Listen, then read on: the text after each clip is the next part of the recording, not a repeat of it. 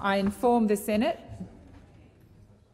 that at 8:30 a.m. today, 5 proposals were received in accordance with Standing Order 75. The question of which proposal will be submitted to the Senate was determined by lot. As a result, I inform the Senate that the following letter has been received from Senator Hanson. Dear Mr President, pursuant to Standing Order 75, I give notice today I propose to move that, in the opinion of the Senate, the following is a matter of urgency. In view of the overwhelming public and professional support for the use of whole-plant medicinal cannabis, the need for it to be listed in Schedule 4 of the Therapeutic Goods Act so it may be prescribed by an authorised health professional and available for purchase from a pharmacy. Is the proposal supported? As all members of this House know, I have been a very strong advocate for the use of whole-plant medical cannabis for more than 5 years. It came off the back of a woman I met who was diagnosed with a brain tumour. Surgery was out of the question and conventional drugs had left her for dead. Imagine a doctor saying, "Sorry, doll, everything we've done just won't stop the cancer," or "Sorry, doll, I can't prescribe you anything stronger to deal with the pain you're suffering. You're already on the most potent." Or, "Sorry, doll, your child will have to be kept in a comatose-like state because there's no other drugs that will stop the seizures." Secretly, the majority of people in this Senate support the use of whole-plant medical cannabis like I do. The problem is, too many of you are too gutless to take the necessary steps to make any change and come into line with the thinking of most in the general public. Why? Because you fear what your pharmaceutical mates might come out and say, or worse still fear they'll pull your political donations. Mr Acting Deputy President, you might ask yourself, why would One Nation bring a matter of public urgency regarding whole-plant medical cannabis to this chamber? The truth is, up to 100,000 Australians are being forced to break the law and source medicinal cannabis oil from the black market. These people are our next-door neighbours, our sons and daughters, our brothers and sisters, or uncles and aunts. They're everyday people caught in a world of pain and suffering. They're people who can't wait any longer. It's almost as if the cold weather down here in Canberra freezes the hearts of elected members. Unless you've suffered the effects of chemotherapy, epilepsy, tremors, PTSD and dozens of other symptoms medical cannabis can assist you with, you really don't know what I'm talking about. I have no doubt you all know someone going through these symptoms, so I ask you all here today, why are you preventing the use of a natural drug? In my home state of Queensland, the Labor government and their health department are denying a 9-year-old girl by the name of Caitlin medical cannabis oil and instead want to dope her up on oxycodone, OxyContin, tramadol and diazepam.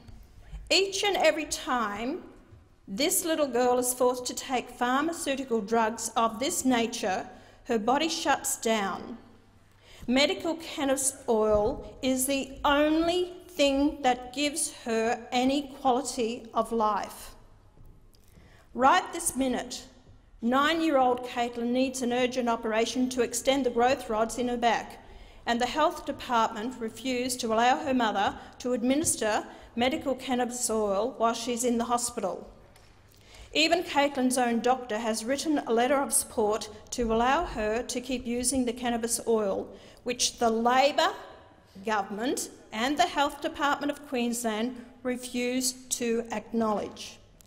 This is just one case, one of the 100,000 people forced to source illegal black market medical cannabis oil. Every day, my office, my website and Facebook page receive contact from people asking why they cannot access this pain-relieving product. Why are we so behind the 8 ball in Australia in this field compared to many other countries in the world? And yet this government went to the election on a platform of innovation and jobs. I'm telling you right now, medical cannabis oil is innovative. It will get people back to work sooner. It will stop so much suffering and mitigate the tears that flow every single day from helpless family members who sit and watch their loved ones in pain. I have to highlight, there are very few people in politics willing to put their heads on the chopping block and fight so hard on this matter. But I take my hat off to Steve Dixon, who did that just last year when he came to One Nation because of this very subject. No one in his former party were willing to step up and speak out on this subject, and I want to thank Steve Dixon for continuously helping me keep this matter in the public arena, pushing for legislation reform. We know that the Australian government has approved the growing, harvesting and manufacturing of whole plant medicinal cannabis. So why can't everyday Australians get access? It's not because the product goes off, because it can be kept unrefrigerated for up to 12 months.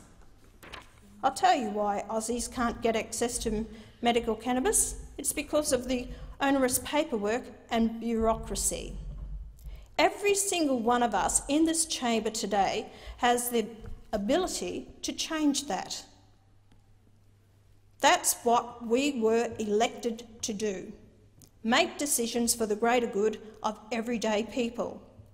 Bureaucrats weren't elected, we were. Pharmaceutical companies were not elected, we were. I'm not interested in synthetic products produced by greedy pharmaceutical companies, and neither are the public. We want access to the real deal. Please, no more excuses. No more telling me we're doing our best to give the sufferers access because the public are telling me they can't. Can I leave you with one parting comment before we break for Easter? This weekend marks a time where Christ gave his life for the sake of ours. I'm not asking for any of you to give your life today. I'm just asking you give your vote to support medical cannabis oil and help save the lives of others. Thank you.